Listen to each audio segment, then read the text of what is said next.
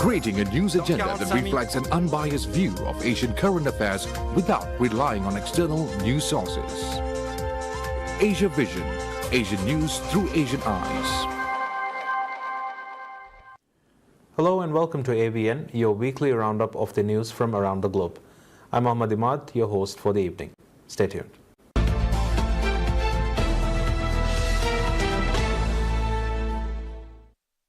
The Hmong veggie stalls are a common sight at Tasmania's farmer markets. Hmong people came to Australia from Laos as refugees, and farming is a big part of their history and culture. But as they and their children continue to integrate into Australian culture, older Hmong people are finding the next generation isn't so keen to keep farming. Madeleine Rojan has more. Dee Tao's family is known for farming. My culture is we only usually in the mountain. We always farm to rice at the mountain, and then we do like farm veggie. I like to do the farm. Dee Tao arrived in Tasmania in 1976 as a 10-year-old. The Hmong were persecuted in Laos after a civil war in the 60s because they helped America fight against communism to protect their autonomy and livelihood. It's believed 100,000 Hmong died trying to flee Laos. Many fled into the jungle, like Dee's family. Dee was just a baby and survived off milk made from crushed foraged potatoes. And my mom said, "You're really lucky." She and her husband have been cultivating the land in Richmond for 30 years. Farming has long been an important part of the Hmong identity. For many, it was how they embedded themselves in Western society as refugees from Laos, just as Dee's family has here in Richmond, Tasmania. But Dee's noticed that her 8 kids aren't as keen on farming as her generation is. To them, it's not lucrative enough to justify the amount of time and work involved. And when school holiday, never go holiday, they say, "Mom, my holiday is just on the farm." Dee's son Damien is training to be a plasterer. The young generations, they have more ideas, more opportunities to look at things a different way. Researcher Margaret Eldridge says Hmong people feel pride in seeing their children taking new opportunities, but it's also bittersweet for them. They're worried about what's going to happen to their farm, along with the potential to lose the farming community is the social structures, the customs, the traditions which are very much associated with farming. But Dee hasn't given up hope yet. I had 8 children, but 2, 3 say no, 2, 3 say yes. Hoping a family and cultural tradition will continue. Madeleine Rojan, ABC News. Experts are warning residents of southeast Queensland and northern New South Wales about the risks of potentially deadly mosquito-borne diseases. A new case of Japanese encephalitis has been detected in New South Wales, and mosquitoes carrying the virus have been found in suburban Brisbane. Mosquito control expert Dr. Brian Johnson says people in these areas must be aware of the symptoms. It doesn't mean that anybody is infected, but it really increases the likelihood that we will see human cases resulting when we know that we have active virus circulating in the mosquitoes and the wildlife populations here. So people really need to be aware of the risk of Japanese encephalitis and protect themselves when they're outside. You know, wear your long sleeves, wear your long pants, wear repellents. Make sure you're protecting yourself, particularly in the hours of dusk and dawn. We're expecting mosquito numbers to start increasing this week, since it's been about a week since the rains from Alfred. So these populations are expected to increase over the next couple of weeks and maintain for at least 2 or 3 weeks. So mosquito populations are going to increase, and this is going to increase the likelihood that we're going to see greater transmission of Japanese encephalitis virus in our local mosquito population. We should always be concerned about Ross River virus, which is always circulating in southeast Queensland and greater Queensland in general. So residents should always be aware of the risk of mosquito-borne diseases, particularly Ross River virus, because it's here all the time. The Consumer Council has found that 17 out of 37 makeup base and primer samples it surveyed contained potential endocrine disruptors, which may pose a risk of developing cancer. Natural makeup helps achieve a radiant look. In many people's makeup routines, applying makeup base and primers is an essential first step. The Consumer Council surveyed 37 models of makeup base and primers, with prices ranging from $108 to $995. It found that among the 20 models with sun protection claims, 17 contained potential endocrine disruptors, including autocrylene. 15 of these products claim to contain butylated hydroxytoluene or BHT, which also can potentially disrupt the endocrine system. Additionally, 17 models contained alcohol. Frequent use may lead to dry skin or allergy. Meanwhile, 24 models contained fragrance, which could also pose allergy risks. Research by the Danish Consumer Council, THNK Chemicals, suggests that endocrine disrupting substances can affect hormone levels in various pathways. Vulnerable groups, including pregnant women, breastfeeding individuals, children, and adolescents, should minimize exposures to these substances. The watchdog urged manufacturers to review product formulations in due course to protect consumers' health. When choosing makeup base and primers, consumers can apply the product on the inner wrist to check for adverse reactions, such as itching or redness. Samantha Lee, TVB News. Most Australians take for granted being able to pop to the store or catch a bus. But in many bush communities, there is no shop and no public transport, making it difficult to access even the most basic goods and services. A long-haul outback bus service has been set up in northern Western Australia to try to change that. National regional reporter Erin Park hopped on for a rather unusual bus ride. Right. Andrew Shandley starts the day early. He's got a 300-kilometre drive down rugged roads ahead of him. Well, actually, I've got to start the bus up just to get it up and then head out to Ngalangaji. Pick them people up. Let's rock and roll. Today he'll be doing 2 return trips to the edge of the Great Sandy Desert so that remote residents can spend the day in town.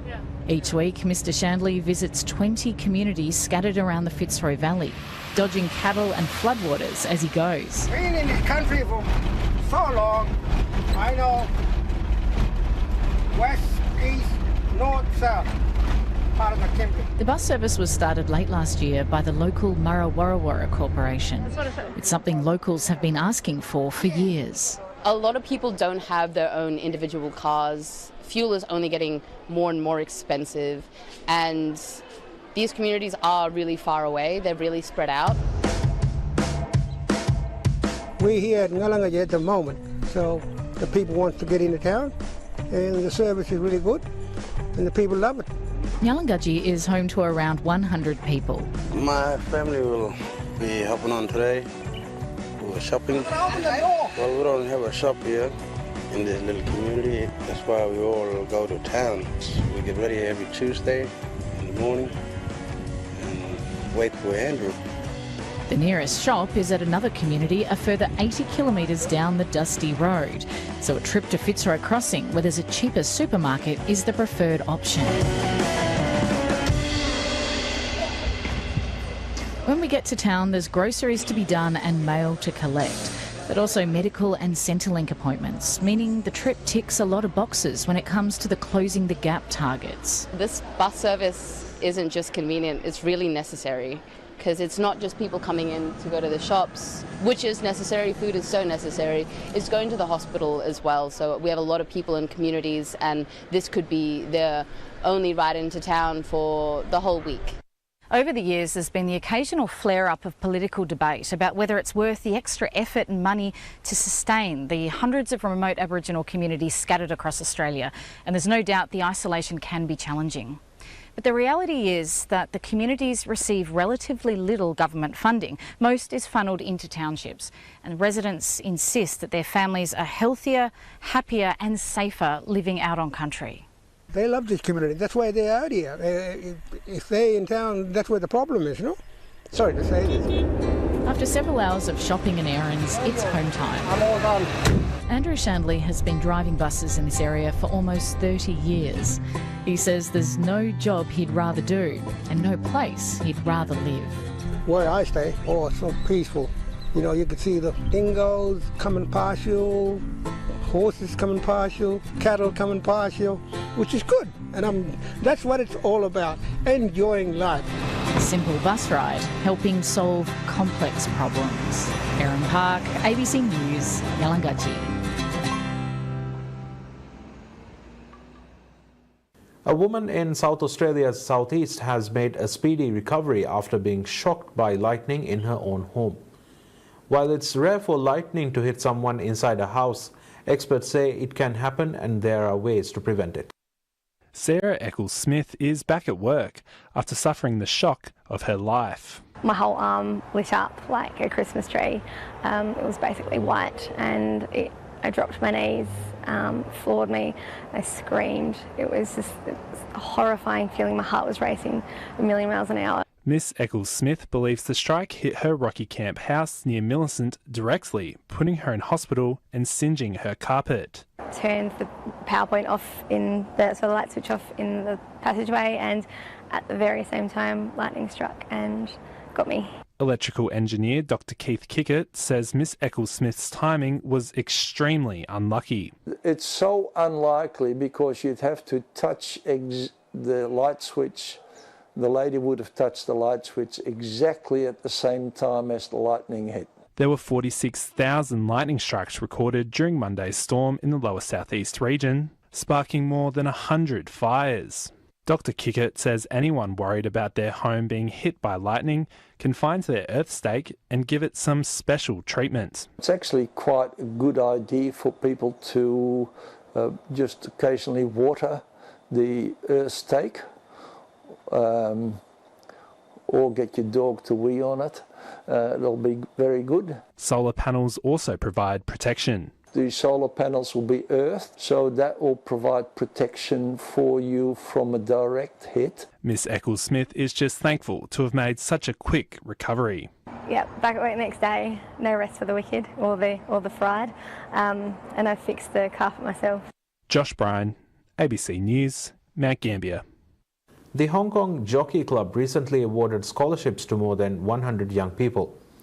Some of them are going to use the financial support to make inventions as a way to give back to society. In the face of adversities and setbacks, some may blame fate, while others may choose to overcome the obstacles proactively. James Lee is one of the 116 Hong Kong Jockey Club Scholarships awardees. He was diagnosed with spinal muscular atrophy at the age of 3, and he faced a gradual loss of muscle strength and reliance on a wheelchair. In his senior secondary school years, he teamed up with 2 friends to design an assistive input device, which allows people with dexterity issues to navigate computer with head movements. Fatigue is a very real issue. It can be very challenging to do very simple daily things, fetching water, studying, or just getting up, doing something. For the people who say, there are no challenges in life, guess what? They're lying, all right? There are challenges. But it makes you realize that even though you acknowledge there are challenges, it makes you step over them. And if you can't jump over them or even fly over them. Also awarded a scholarship is a first-year medical student, Jenna Choi, who aspires to improve the health of women and children.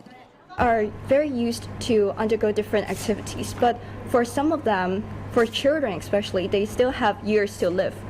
How can we actually help them to ease and relieve their discomfort?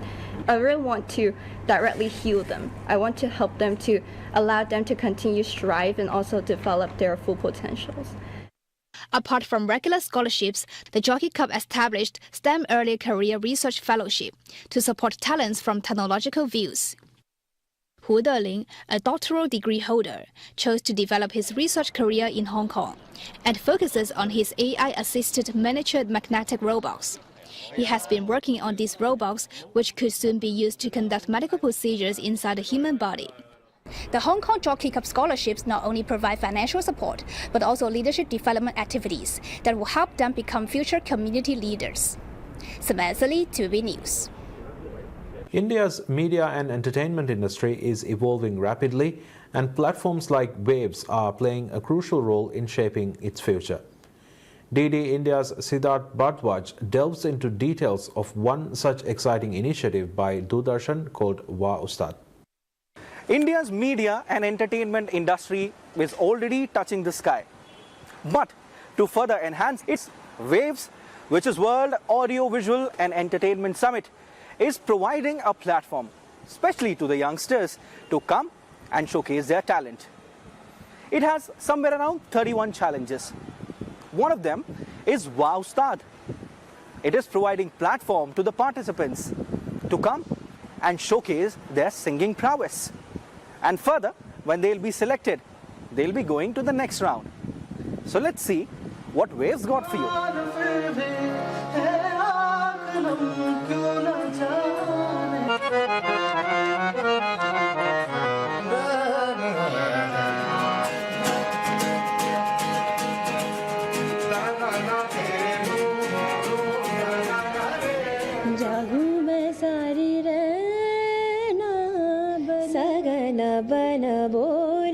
India's media and entertainment industry is evolving, and Waves is at the heart of this transformation.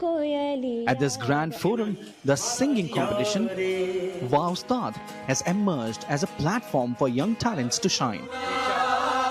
Enthusiastic participants took center stage, hoping to make a mark in the industry.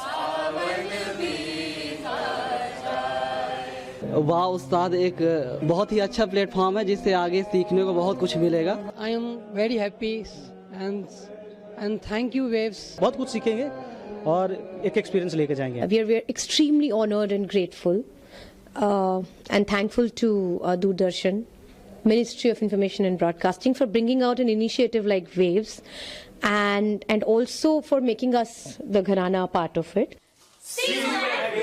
The journey doesn't end here. These selected contestants will now compete in the next rounds, proving their mettle in the music industry. With initiatives like Wow Ustad, Waves is not just a summit, it's a launchpad for talent, giving India's youth a global platform. The future of the entertainment industry looks promising, and it all begins here. The BMC Advisors Northern India Polo Championship 2025 came to an end with a thrilling finale on Sunday, with defending champion Jaipur Delta lifting the trophy once again in a grand ceremony. In a spectacular display of skill and sportsmanship, such tournaments will inspire new generations of polo players in India.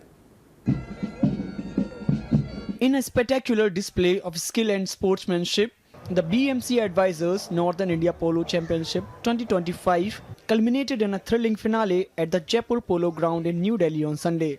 The match saw Jaipur Delta triumph over CRISIL Jindal with a commanding score of 13-7, securing their second consecutive championship title. The day began with a ceremonial flourish as Rajas Sharma, renowned media personality and chief guest, inaugurated the match by throwing the ball into the lush green field under a bright sunny sky. Naveen Jindal, the Member of Parliament and an accomplished tennis player, shared his insights on the evolving competitive landscape of polo in India. And I think there are thousands of people watching here. They all really enjoyed the game of polo. Polo is India's gift to the world. And I'm so happy to see that today thousands of people came and they really enjoyed the game. And polo is going places and polo is getting more popular by the day. Following their victory, the Jaipur Delta team was honoured in a grand ceremony. Padmanabh Singh, a prominent Indian polo player and a member of former royal family of Jaipur, reflected on his experience, highlighting the team's dedication and strategy. आज बहुत बढ़िया अवसर है. हमारी जो Jaipur delta की team है आज विजय रही. एक बहुत बेहतरीन गेम खेला कैरसिल जिंदल टीम ने, पर आज हमारी टीम ने जो प्रदर्शन दिया वो एक बहुत बेहतरीन लेवल का था और मुझे बहुत खुशी होती है कि आज हमारी जो टीम है वो हम जीते आज. The event was attended by distinguished guests, including the Peru Foreign Minister and several other dignitaries who were captivated by the thrilling match. The crowd was equally enthralled, cheering on the teams with infectious enthusiasm. Well, I'm really honored to be invited to today's match, which I understand is the last match of this season, polo season here in Delhi, in India. I arrived this morning specially invited by the Indian government to participate in the Raisina dialogue, no? So today the match has a lot of power, and seeing Jaipur Delta playing so well, all the goals I think are going fantastic. And of course it's a beautiful game today, sunny afternoon. I hope everyone enjoys the game. I am very enjoying here but it is so fun. The BMC Northern India Polo Championship boasts a rich legacy spanning over a century, now in its 103rd year. This prestigious tournament continues to inspire new generations of polo players, fostering growth and recognition for the sports in India. Faiz Khan's report for DD India. And that's all we have for you right now. Thank you all for watching. Wish you all a very pleasant day.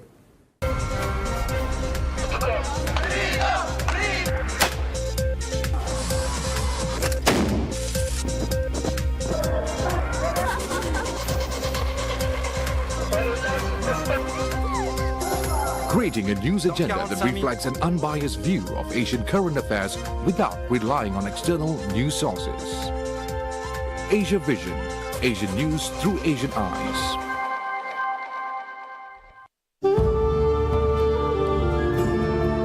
Barakatir Ramadan Mahoge Heo Idmat Hunia TV Baldawa Lobit Raitunan Ariskurang.